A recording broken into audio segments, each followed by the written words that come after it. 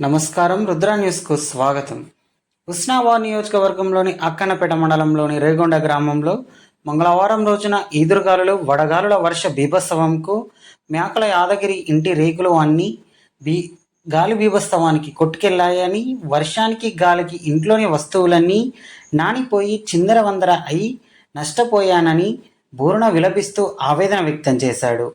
ప్రభుత్వం ఆదుకోవాలని విజ్ఞప్తి చేశాడు.